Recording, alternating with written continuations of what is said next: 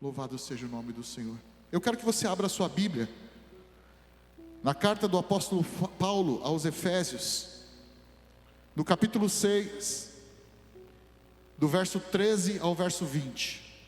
Efésios 6, do 13 ao 20. Eu vou ler, os irmãos apenas acompanhem e guarde aí para você meditar depois na sua casa, durante a semana, nos grupos de Igreja Viva também.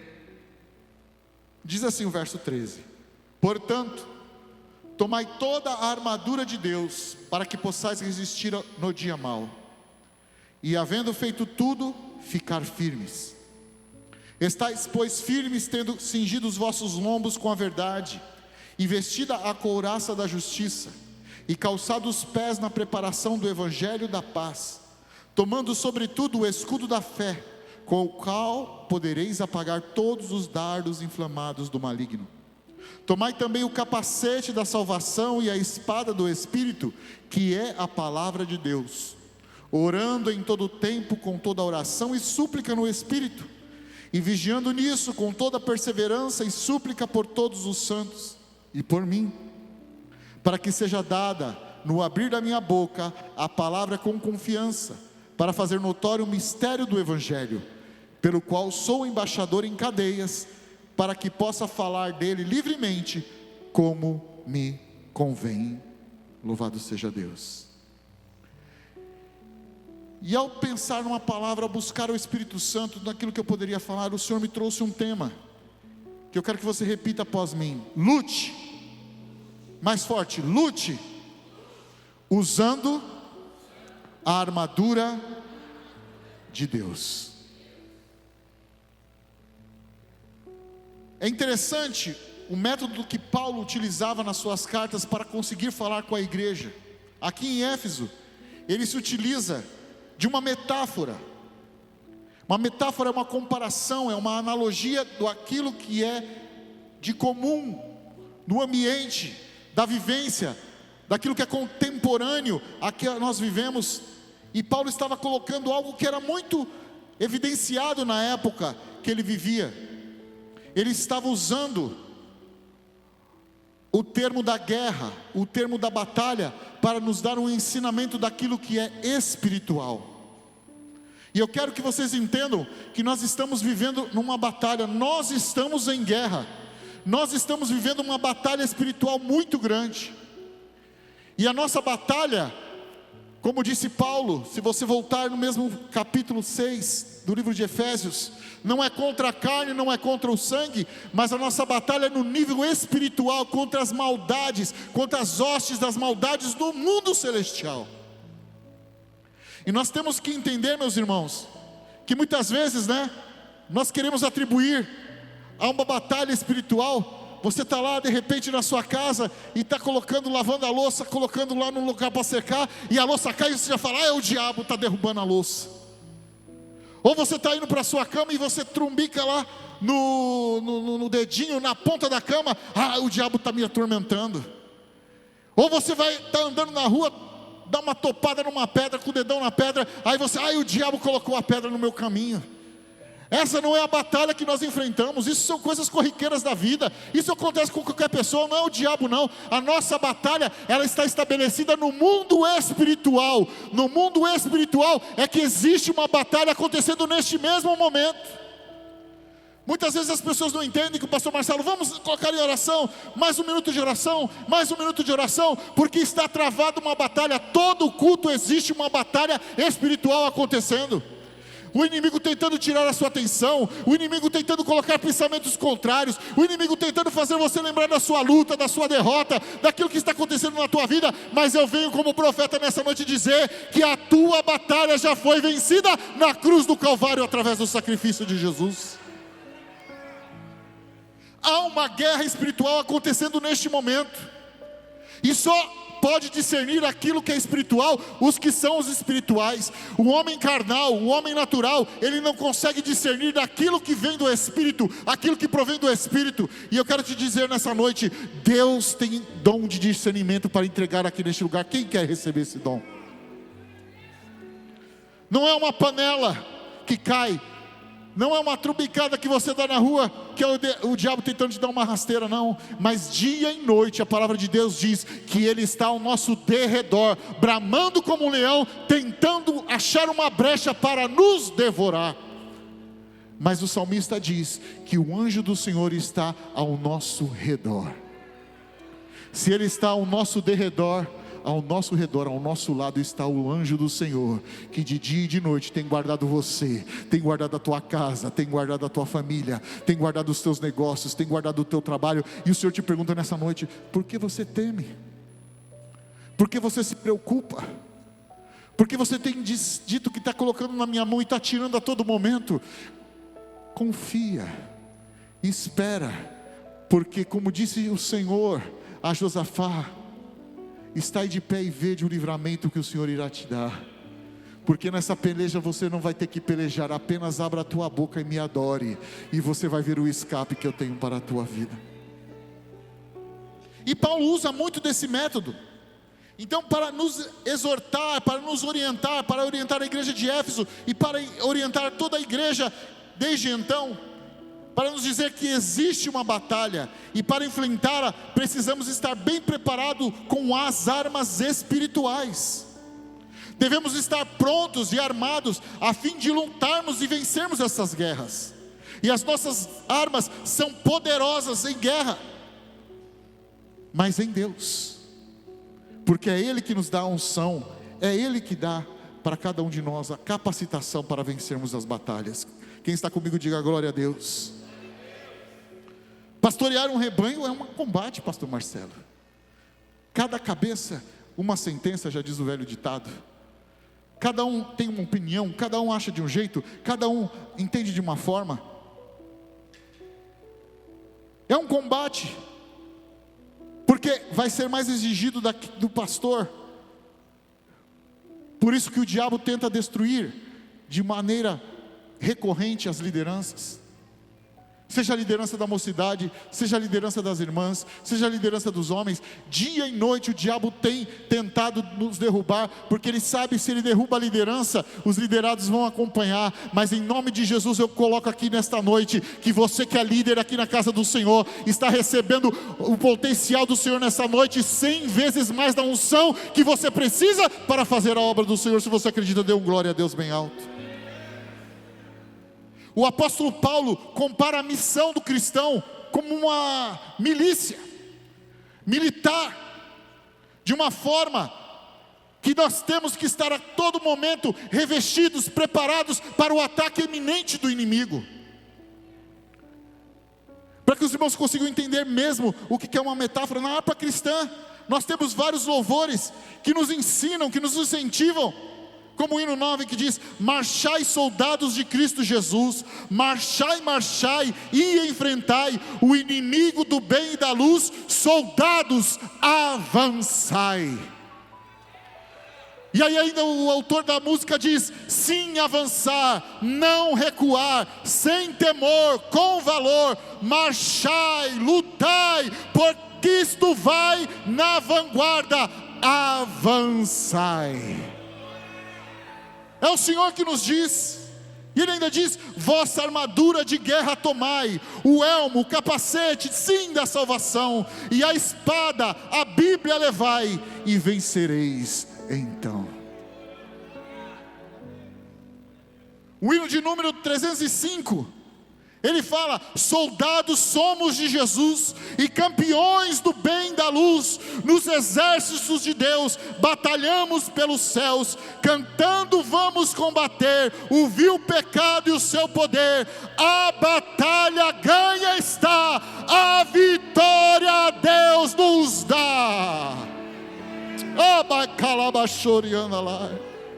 Aí vem o consolo do autor da música, ele disse: breve vamos terminar a batalha aqui, e para sempre descansar com Jesus ali.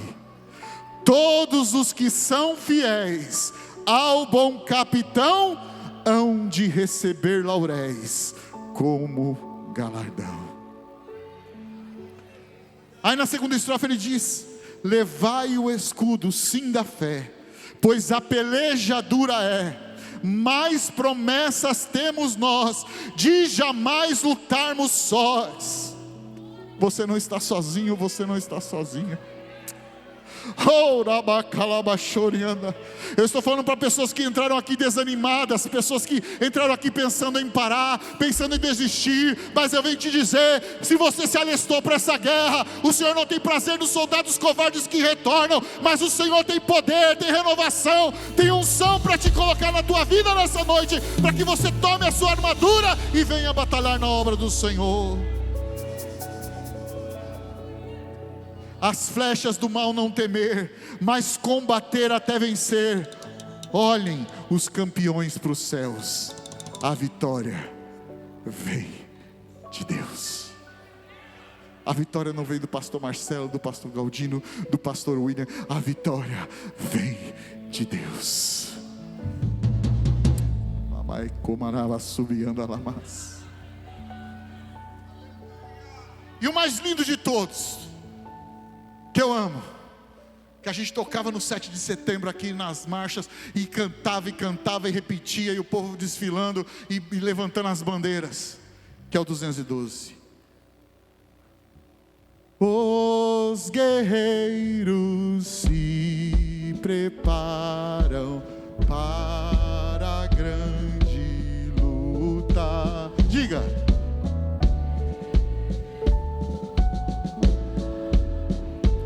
Que avante os levará a milícia dos remidos, marcha impoluta, certa que a vitória alcançará.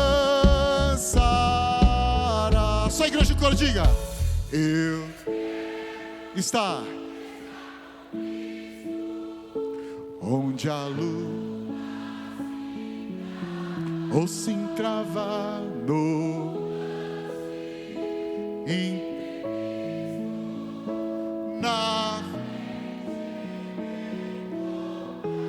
até que eu possa ver na glória se alegrando da vitória, onde Deus vai me coroar.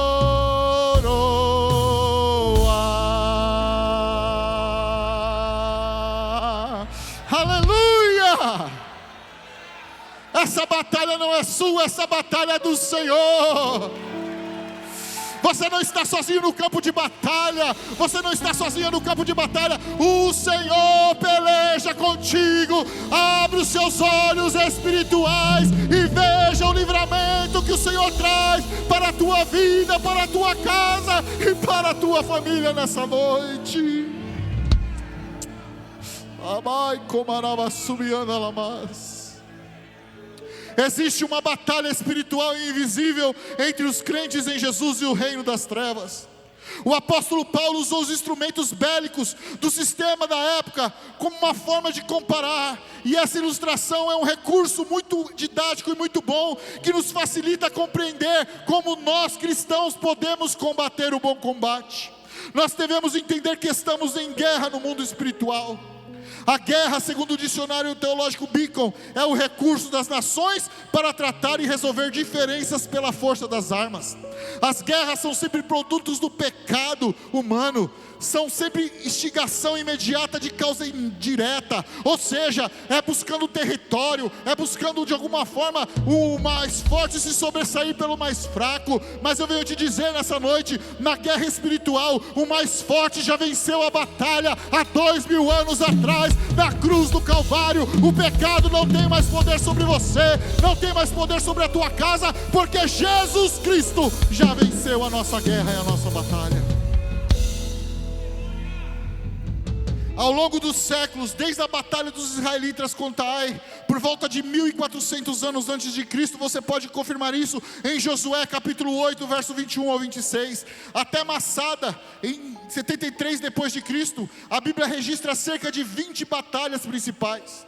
Pessoas de todas as civilizações antigas, a civilização egípcia, assíria, babilônica, grega, romana, todos estavam acostumados a viver de guerra em guerra, de batalha em batalha, e soldados andando a todo momento, presentes no seu dia a dia, no meio do povo. E a palavra profética anuncia guerra até o final dos tempos. A palavra de Deus diz, Jesus disse, que no final dos tempos haveria guerras, rumores de guerras. E nós estamos aqui vivendo tudo isso que nós estamos vendo.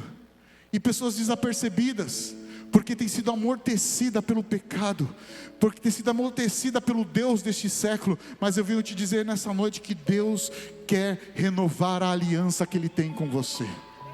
Se porventura você está na caserna, né? Caserna, quem sabe, quem serviu o exército aqui? Levanta a mão.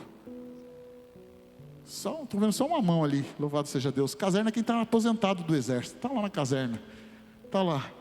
O Senhor não te chamou para ficar aposentado na caserna não, o Senhor te chamou para batalhar. O seu descanso não é aqui, o seu descanso é no céu. O Senhor te chama para continuar marchando na terra e fazendo a vontade dEle. Se você acredita nisso, dá um glória a Deus para Ele. Os antigos muitas vezes encaravam a guerra como algo sagrado, porque esse era o contexto da guerra, era a forma de sobrevivência, porque era um povo belicoso, era um povo que vivia em contenda, que vivia a todo momento tentando a sua sobrevivência, e era usual muitas vezes oferecer sacrifícios antes da partida das tropas para a batalha, a fim de invocar das divindades a proteção e a vitória. E essa prática também era utilizada por Israel. Antes de Israel sair para as batalhas, se chamava sempre um profeta, se chamava sempre um sacerdote, para oferecer sacrifício ao Senhor, e os levitas tocavam e adoravam ao Senhor, antes de Israel sair para a batalha. E Deus permitia às vezes, e até ordenava a guerra. Por quê? Porque o povo precisava ser preservado, a sua autopreservação, o Senhor orientava muitas vezes a entrar em guerra, para que o povo pudesse continuar, para que a promessa fosse cumprida na vida do povo de Israel. Mas o tema de guerra no Novo Testamento, ele aparece de certa forma metafórico, como uma analogia. A guerra em si mesma, incompatível com a vida do crente, ela é incompatível com a vida de um cristão. Jesus nos ensinou, bem-aventurados são os pacificadores, porque eles serão chamados filhos. Pouca gente na escola dominical, porque eles serão chamados filhos de Deus. Se você vê esse povo muito iracundo, que briga com todo mundo, pode ter certeza que não é filho de Deus, porque filho de Deus é pacificador. É aquele que fala, não é que deixa disso, ele fala assim, olha, não é assim que a gente vai resolver as coisas. A gente resolve as coisas conversando com o dono do universo, com o que criou os céus e a terra. Não é brigando, não é portando bandeira, não é saindo gritando que você vai resolver as questões, mas é diante do Senhor, o Deus de todo o universo. Ele tem se colocado diante de nós. Guerra, batalha, luta, combate, peleja, são os termos que a gente usa no nosso dia a dia, para indicarmos muitas vezes a luta que nós vivemos no nosso dia a dia, seja enfermidade, seja financeiro, seja luta dentro do lar, um problema da família, pai contra os filhos, filhos contra os pais, e muitas vezes nós não entendemos o que estamos vivendo, mas eu venho te dizer que você está sofrendo uma batalha espiritual, e para vencer essa batalha, meu querido irmão, você precisa se revestir da armadura de Deus. A armadura do soldado romano, contemporâneo do apóstolo Paulo, ele conhecia a abundância. Sabe por quê? Porque a carta de Efésios foi escrita enquanto Paulo estava na prisão. Então 24 horas por dia, se ele olhasse para a porta dele, ele ia ver um soldado romano, totalmente paramentado, para qualquer contenda, qualquer problema, ele pudesse agir em favor e em defesa de Roma. Juntamente com Efésios, Paulo escreveu Filipenses, Colossenses e Filemão preso. Assim o apóstolo Paulo escreveu aos Efésios de sua prisão domiciliar em Roma, vigiado pela guarda pretoriana. E aí ele começou a olhar aquele guarda, e o capacete do guarda, e a couraça do guarda, e a espada do guarda, e o escudo do guarda, e a sandália do guarda, e o Espírito Santo veio sobre Paulo e começou a falar: escreve isso daí que você está vendo. E aí ele disse que nós precisamos tomar a armadura de Deus e permanecer firmes. Porque a armadura, meu irmão, não te torna um super crente, não te torna um super herói, não te torna um super homem, não te torna uma super mulher. Mas a armadura de Deus, com a unção de Deus, te reveste contra as ciladas, contra os dardos, contra as flechas do diabo, contra a tua vida, contra a tua casa e contra a tua família. Se você acredita disso, diga glória a Deus. Por isso que ele fala: olha, tomai toda a armadura de Deus, e nos exorta: fiquem firmes, porque o diabo vai vir. O diabo vai vir com tudo para cima de você. Quando você começa a se posicionar no mundo espiritual, não vai ficar de graça não, meu irmão. Não pense que ele vai bater palminha para você não. Ele vai vir com toda a força dele. Mas maior é o que está em nós do que aquele que está no mundo. Louvado seja o nome do Senhor. E mesmo depois da vitória, o soldado romano se permanecia firme ali naquele momento da vitória, porque ele sabia que o inimigo poderia vir de qualquer lado, a qualquer momento. Então ele não podia perder a percepção da luta. A couraça da justiça. A couraça da justiça, dita no verso 14, é uma armadura defensiva em forma de um manto de ferro feito de couro, tiras de metal ou escamas de bronze. E a sua função é proteger o pescoço, o peito, os ombros, o abdômen e as costas. Dependendo da época e da civilização, às vezes essa couraça chegava até as coxas. O apóstolo Paulo usa a couraça como uma metáfora para ilustrar a defesa espiritual, como couraça da justiça, um abrigo contra as feridas morais e espirituais, e uma posição da justiça de Cristo imputada ao pecador. É a nossa couraça da fé, conforme 1 Tessalonicenses 5:8. Ou seja, quando você anda em santidade, quando você anda de acordo com a palavra do Senhor, como Ele diz, como Ele nos diz através da sua palavra, você está se revestindo dessa couraça, a couraça da fé, a couraça da santidade, a couraça da justiça, e o diabo não pode mais olhar para você e apontar o teu pecado, porque você foi revestido. Louvado seja Deus pelo sangue de Jesus Cristo. No verso 15 ele fala, o termo hebraico para calçados é naal, sandália, sapato, e o seu correspondente grego, e no Novo Testamento é hipodema, sandália, que vem do verbo hipodeu, atar debaixo, e diz respeito ao calçado formado por uma sola de couro, que se amarra ao pé com correias ou cintas.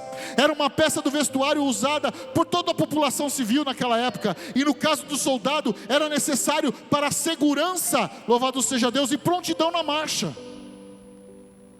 O que eu quero dizer aqui? E tem muita gente marchando, mas está com seus pés descalços. Tem muita gente marchando e se ferindo, porque não tem protegido o seu pé, através, louvado seja Deus, do calçado, das sandálias, louvado seja Deus, da salvação. Tem feito a obra do Senhor relaxadamente, tem feito a obra do Senhor de qualquer maneira, mas eu venho te dizer que o Senhor tem sapato para te dar aqui nessa noite. E não é sapato de fogo não, para você sair sapateando não, é sapato espiritual, para você poder caminhar 1 milha, para você poder caminhar 2.000 milhas, para você poder caminhar até chegar ao céu, e o pecado, os espinhos do pecado, as pedras, as pedregulhos, não venham te ferir. É como o filho pródigo que chega, louvado seja Deus, daquele mundo que ele vivia, louvado seja o nome do Senhor, ali no meio dos porcos, sujo, imundo. A primeira coisa que seu pai diz: vai tomar um banho, traga roupas novas, traga sapato novo, traga anel, porque o meu filho estava morto e hoje ele voltou a viver. Louvado seja o nome do Senhor. O Senhor tem sapato para você nessa noite. Os calçados falam de agilidade, prontidão na obra da evangelização e na pregação do evangelho da paz. O Senhor tem te calçado para falar, para marchar na terra e proclamar que o teu Deus é vivo, que o teu Deus reina para todos sempre. Se você pode dar um glória a Deus, dê um glória a Deus nessa noite. O escudo da fé. O escudo era o principal instrumento bélico de defesa da guerra. Trata-se de uma peça fabricada a partir de vários materiais e em formatos diversificados. Os israelitas tinham 2 tipos. O primeiro, o sina, proteção em hebraico, uma peça que cobria o corpo inteiro de forma oval ou retangular, usada pela infantaria pesada, e o segundo magen, usado pelos arqueiros, que era aquele menor. Quem já viu aqui a rota, o batalhão da rota, a tropa de choque? Vocês já viram aqueles escudos da rota? O negócio é um bichão desse tamanho aqui. Aí fica um soldado do lado do outro, não passa ninguém ali, eles não deixam ninguém passar. Esse é um tipo de escudo. O outro era dos arqueiros, porque eles atacavam uma flecha, e flecha que voltava, ele fazia assim, deitava no chão, e a flecha batia aqui em cima e eles se protegiam. O escudo da fé é usado de maneira figurada, como proteção, para nos proteger e apagar todos os dados informados do maligno. Estão falando mal de você? Dado informado do maligno. Estão te caluniando? Dado inflamado do maligno.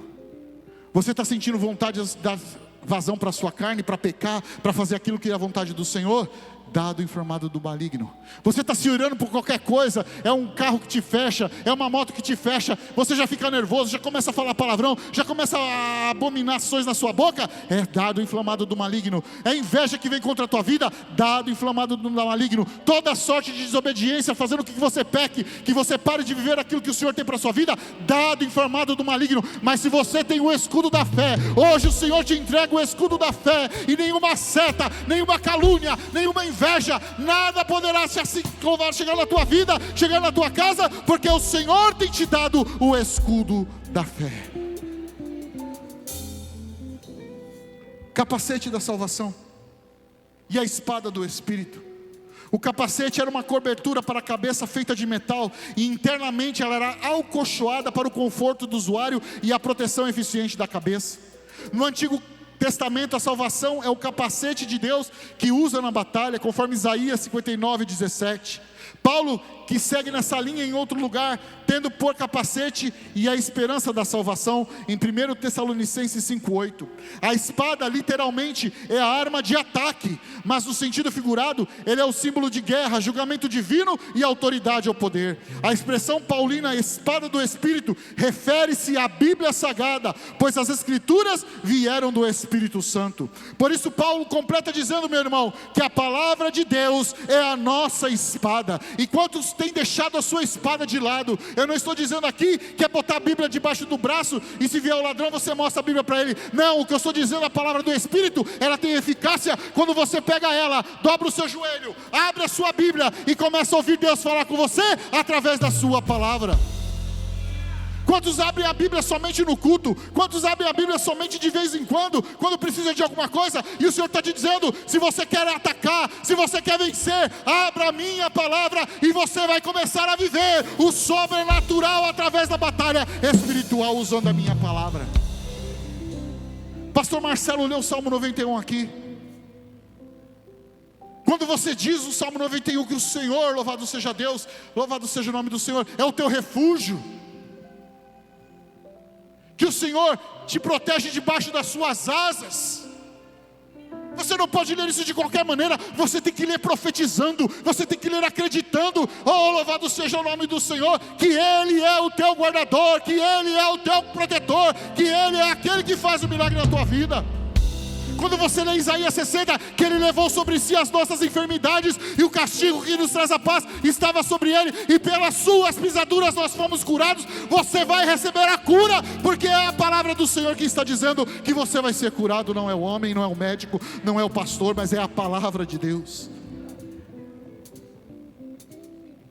E ainda ele complementa nos versículos 18 e 19, oração e súplica também são armas, elementos da armadura de Deus. Ou seja, a oração é o óleo, pastor Simeão, que você passa ali na sua couraça, para o couro não esgarçar. A súplica com lágrimas é o óleo que você passa na sua espada, para ela não enferrujar. Não adianta estar todo paramentrizado com a armadura de Deus, se você não ora, se você não jejua, se você não busca a presença do Senhor. Se nessa noite você está vivendo de uma maneira achando que ser crente é modinha, achando que ser crente é coisa legal, é bacaninha, ser gospel, ser evangélico, eu venho te dizer, você está muito enganado. Você viu aqui 3 pessoas se batizando, e de manhã nós tivemos mais 7 pessoas que se batizaram aqui nas águas. Eles foram alistados. Você que se batizou aqui nessa noite, você foi alistado para participar do exército de Jesus, o exército que nunca perdeu uma batalha, o exército que está marchando para chegar no céu, através, louvado seja Deus, do sangue de Jesus, através da sua, louvado seja Deus, morte na cruz vicária, louvado seja o nome do Senhor, e revestidos de toda a armadura de Deus. O reino de Deus está dentro de nós. Deus quer te trazer fé. Deus quer fazer que os nossos ouvidos se abram. Deus quer fazer com que nós vivamos verdadeiramente a palavra dEle, que o Senhor é Deus, que Ele pode todas as coisas, basta somente você crer naquele que é Criador dos céus e da terra. E eu estou certo que o Senhor deseja colocar dentro de cada um de nós a fé em ação, para que nós possamos viver a nossa batalha espiritual de uma forma plena e sermos mais do que vencedores. Tem muita gente que chega derrotado na igreja e não consegue entender que nós estamos aqui no quartel-general para sermos reabastecidos, para que na segunda, na terça, na quarta, na quinta, na sexta, nós possamos enfrentar os dardos do maligno e sermos mais do que vencedores. Louvado seja o nome do Senhor. Se você acredita nisso, dê um glória a Deus. Nós crentes precisamos da armadura de Deus ainda hoje. Por quê? Porque para vencermos os demônios, liderado por Satanás, nós precisamos estar preparados. Porque como eu disse aqui no início, oh, louvado seja Deus, o diabo não vai olhar você se parametrizando, todo aí com a sua armadura, e vai bater palminha para você não, mas ele vai vir com tudo para você. Mas eu venho te dizer, nós temos o leão da tribo de Judá, que luta por nós, que peleja por nós, e nós não seremos envergonhados. Louvado seja o nome do Senhor. Estejamos, pois, cingidos com a armadura espiritual, meus irmãos. E eu te convido nesse momento a se colocar de pé. Eu já vou terminar. Peço perdão por os minutos que eu passei. Eu quero que você coloque aí 2 Timóteo, capítulo 4, verso 7. Nós vamos ler todos juntos.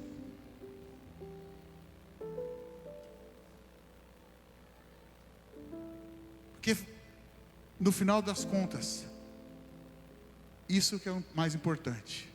Diz a palavra de Deus, melhor é o fim do que o começo, não é? Melhor é o fim do que o começo. Então no 3 eu quero que todos leiam juntos. 1, 2, 3. Combati.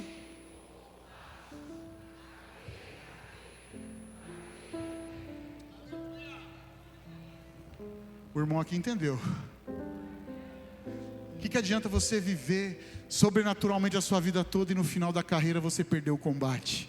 Mas eu venho dizer para você, assim como Paulo pôde dizer essas palavras, que cumpriu a sua missão, que chegou no seu destino, louvado seja Deus. Mais uma vez usando a analogia da batalha, eu quero dizer para você, que você vai viver tudo aquilo que o Senhor tem prometido na sua vida, e no final de tudo, você vai combater o bom combate, acabar a sua carreira, guardar a sua fé e encontrar com o Senhor dos Senhores, com o Rei dos Reis, para viver toda a sua eternidade. Que nós tenhamos a mesma postura, que nós tenhamos o mesmo posicionamento e consigamos chegar ao fim da nossa carreira louvando e adorando o nome daquele que é digno de receber toda a honra, toda a glória, toda a adoração e todo o louvor. Louvado seja Deus. E eu quero te perguntar nessa noite, você que entrou aqui pela primeira, pela segunda vez e ainda não tomou a sua decisão, eu quero te perguntar, você se alistou para essa guerra e voltou atrás, mas o Senhor te está dando a oportunidade nessa noite de se realistar no exército que vai vencer, que vai chegar no final e que vai receber a coroa de glória. E eu quero te perguntar nessa noite, tem alguém que quer dar um passo para Jesus? Faça assim como eu estou fazendo neste momento, levantando a sua mão como eu estou levantando. Tem alguém para Jesus nessa noite? Eu sei que não foi apresentado ninguém, Mas eu quero saber, se porventura chegou alguém depois da apresentação, vem, Jesus te chama. Vem, o mestre te chama. Muitas vezes você não entende. Mas eu vou deixar de ser crente e vou ter que parar de fazer isso, aquilo outro. Não é o homem que te convence, é o Espírito Santo. Vem que o mestre te chama nessa noite. Esta é a tua oportunidade que o Senhor está te dando. O amanhã não nos pertence. O Senhor está te dizendo, vem. Você está sentindo aí no seu coração, mas o diabo está dizendo, agora é uma batalha espiritual também. O diabo está dizendo, não, você não vai. Mas em nome de Jesus eu te digo, saia do seu lugar, vem aqui que eu vou orar por você, e você vai viver um novo tempo na tua vida, na tua casa e na tua família. Tem alguém para Jesus nessa noite? Tem alguém para Jesus nessa noite? Faça assim como eu estou fazendo. Esta é a tua oportunidade. O amanhã não nos pertence, mas o Senhor está te dando essa oportunidade de participar desse exército e morar no céu com Ele nessa noite. Tem alguém para Jesus? Este é o momento, meu irmão, este é o momento, minha irmã, que Deus está te dando. Venha, que o Senhor está te chamando nessa noite para fazer, louvado seja o nome do Senhor. Há algo diferente na tua vida. O Espírito Santo está te dizendo, venha, porque eu tenho algo novo, tenho algo grande, tenho algo maravilhoso. Eu quero te entregar nessa noite as armas espirituais. Venha que o Senhor te chama nessa noite. Louvado seja o nome do Senhor. Se não tem, que o Espírito Santo fale melhor em cada coração e te dê uma outra oportunidade, e que você não perca aquilo que Deus te deu. Continue usando as suas armas espirituais, porque Deus tem coisas grandes para fazer na tua casa, na tua vida, na tua família. Deus é poderoso para fazer muito mais do que você pensa, muito mais do que você imagina. Ele é grande, Ele é maravilhoso. Se você entrou aqui abatido, saiba que o Espírito Santo tem coisas grandes para fazer na tua vida, meu irmão. Tem coisas grandes para fazer na tua vida, meu irmão. Você não veio aqui em vão, mas o Senhor te trouxe aqui para fazer milagre na tua vida. Está aceitando a Jesus? Está aceitando? Está recebendo? Aplauda Jesus pela vida do nosso irmão. Aleluia. Está aberta a oportunidade, você pode vir ainda. A porta da graça está aberta, mas em breve vai se fechar. Louvado seja o nome do Senhor. Eu peço, pastor Marcelo, venha orar pelo nosso irmão, e que Deus continue abençoando a tua vida, abençoando a tua casa, derramando sobre você dons espirituais, e que você possa entrar nessa batalha espiritual, sabendo que você já ganhou a batalha, através de Jesus Cristo, que é o Senhor e reina para todos sempre. E você aplauda Jesus nessa noite.